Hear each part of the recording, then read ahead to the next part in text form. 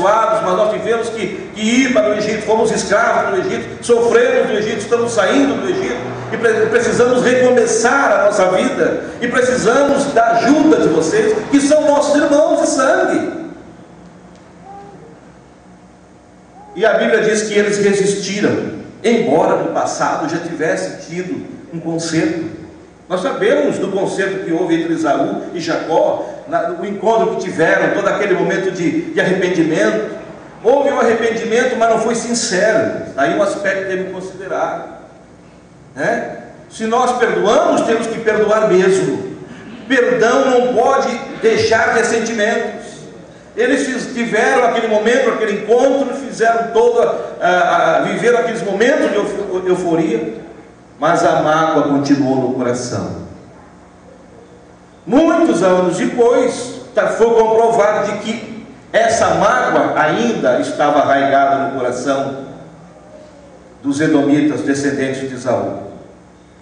E eles foram duros com os hebreus, disseram: não, vocês não irão passar por aqui. Não, mas Moisés mandou dizer: não, mas nós não vamos beber da água de vocês, nós não vamos tomar nenhum gado de vocês. Se tiver que gastar alguma coisa, beber alguma água, nós pagaremos do que bebermos. Nós fazemos qualquer negócio para passarmos por aqui, porque esse é o caminho de Canaã. Irmãos, o caminho de Canaã é difícil. O caminho de Canaã, nós encontramos pessoas amargas, encontramos momentos difíceis, inimigos em todas as trincheiras, e aqueles que nós entendemos até como irmãos, passam a ser também obstáculos em nossa vida. A Bíblia diz que os nossos maiores inimigos estão dentro da nossa casa, e é possível que assim seja. E foi demonstrado pela palavra de Deus essa situação de que, embora irmãos, não permitiram que o povo hebreu passasse pelo próximo ao monte, que seria uma saída mais próxima, mais rápida. Sendo assim, Moisés disse: então agora nós só temos um caminho, que é o caminho do deserto. E o caminho do deserto, irmãos, sempre é mais difícil. O deserto é causticante, é frio à noite e o sol causticante de dia. O caminho de deserto, você vive às vezes só de miragem, às vezes você não tem certeza o que está ali na frente. Você pode ter o privilégio de Deus de viver oásis, e até encontrar oásis no deserto, mas você pode também caminhar longos e longos quilômetros da sua vida e só encontrar problemas, decepções, amarguras, porque o deserto é assim. Mas o deserto é também pedagógico, porque o deserto também nos ensina. O deserto nos capacita, nos dá condição de nós crescermos e nos aprimorarmos, e foi isso que Deus permitiu, inclusive, aos hebreus. Já que o caminho ficou mais longo, o caminho de 40 anos, ficou pedagógico para eles, porque eles aprenderam a conviver com os problemas, com as dificuldades, se purificaram, perderam todas as raízes do Egito, e estavam preparados para entrar na terra prometida, a geração mais nova, porque a geração mais velha, as que saíram praticamente do Egito, os mais antigos, acabaram ficando prostrados no deserto. Eu fiz essa introdução começando exatamente esse tema para os irmãos entenderem o que significa Edom, quem era esse povo e por quê, né? O profeta fala sobre Obadias, inclusive com uma certa mágoa, dizendo que Deus determinou maldição, porque eles não permitiram a passagem do povo hebreu naquele momento para entrar em Canaã. E depois de muitos anos, nós vamos ver aqui na frente, eles também se tornaram inimigos cruéis. Em todos os momentos eles estavam fazendo oposição, se colocando como adversário ao povo de Deus.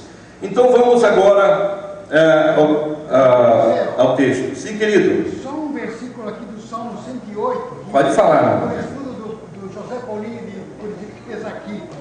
Moabe é minha bacia de lavar, sobre Edom lançarei o meu sapato. Exatamente. Salmo 108, versículos 9. Sim, havia uma determinação, havia uma determinação divina, e havia um mortal. Então a introdução diz assim: a soberania divina é um tema importante e atual, porque lembramos que Deus está no controle de tudo e que toda ação humana está exposta diante dos seus olhos. A lei natural da semeadura ilustra o princípio da retribuição no campo espiritual, e é justamente essa mensagem que encontramos no livro do profeta Obadias e em seus oráculos contra Edom. Então eu coloquei: nunca se esqueça de onde Deus te tirou.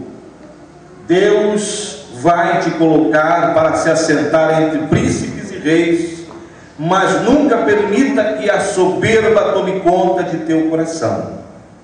Mas se isso acontecer, saiba que Deus abate os soberbos e exalta os humildes. Amém, irmãos? Eu sei que está difícil um pouco de ler, não sei se os irmãos conseguem ler, né, na parede lá. Dá para ler alguma coisa? Bem fraquinho, né? Por causa do sol, da claridade. Mas nós vamos para frente. Bom, a soberania de Deus, conceito. A soberania divina é o direito absoluto de Deus governar totalmente as suas criaturas segundo a sua vontade. Calvinistas e arminianos concordaram com esse conceito. A diferença entre ambos acerca da soberania está apenas no exercício desta. Segundo os calvinistas, não há limite para o exercício desse governo, de modo que a vontade divina não pode ser anulada. Os arminianos, por outro lado, admitem que no exercício da soberania divina existe uma autolimitação suficiente para permitir o livre arbítrio. Então, quem já estudou essas teorias calvinistas e também arminianas conhece essa teoria, porque os calvinistas defendem a determinação exclusiva, a chamada teoria o conceito da determinação e do que Deus já decidiu na sua vida. Não há, se Deus decidiu que você vai ser salvo, vai ser salvo. Não importa se você vai fazer o que fizer, um dia você vai ser salvo. Você pode cair, você pode pecar, né? A predestinação. Já o arminiano coloca: não, se você tropeçar no caminho, se você não for fiel, se você não buscar a Deus, não cumprir e fizer a sua parte, você não vai ser salvo. Então são teorias, porque Deus respeita o quê? O livre arbítrio. Nós somos seres dotados desse livre arbítrio. Deus não nos fez robôs, irmãos. Nós não somos frutos da cibernética. Nós somos imagem e semelhança de Deus. E o grande privilégio do homem é ser livre e consciente para tomar as suas decisões. Só que as nossas decisões têm consequências. Porque tudo que nós semearmos, nós iremos colher. É a lei da semeadura. Se semeamos banana, vamos comer banana, vamos colher banana. Se semeamos laranja, vamos colher laranja. Então, assim sucessivamente. É a lei da semeadura. Então, o livre-arbítrio nos impõe essa condição. Nós temos plena liberdade. Como diz o apóstolo Paulo, que todas as coisas me convêm. Todas as coisas me convêm. Alguém perguntava às vezes: mas por que o evangélico não faz isso, não faz aquilo? É pecado? Não, não é questão de ser pecado. É questão de conveniência. Eu posso beber, eu posso fumar, agora não me é conveniente, porque eu sei que o cigarro faz mal à saúde, destrói o meu corpo, destrói o templo do Espírito Santo, e eu estou conspirando contra a minha natureza e a natureza divina. Então, para quê? Como diz o apóstolo Paulo, todas as coisas me são lícitas. Não há ilegalidade de eu querer fazer o que é legal. Agora, se essa legalidade extrapola a lei divina e você vai destruir o seu próprio corpo, o teu livre-arbítrio está levando a uma condição sine qua non de que você está pecando contra si mesmo e contra Deus. Ninguém está impedindo de fazer nada. Agora, você colhe as consequências dos seus atos. Colhe fisicamente, porque a pessoa que bebe vai morrer com uma cirrose hepática. A pessoa que fuma vai morrer com câncer na garganta, ou outro tipo de câncer que ele vai ter que colher na sua idade média, ou na sua velhice, ou a qualquer momento.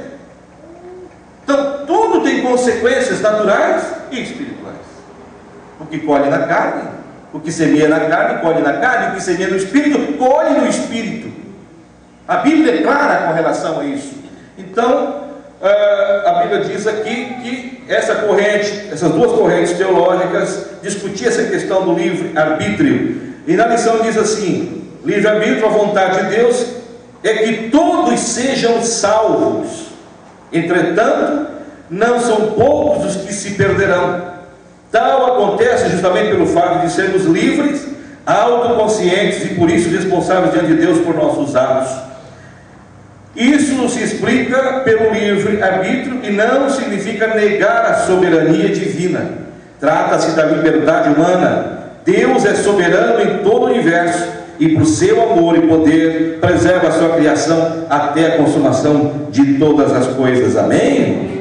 Eu coloco aqui soberania, o conceito do domínio de Deus é total. Ele determina como Ele mesmo escolhe e realiza tudo o que determina.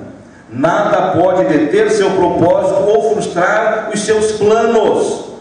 Ele exerce o seu governo no curso natural da vida, também como nas mais extraordinárias intervenções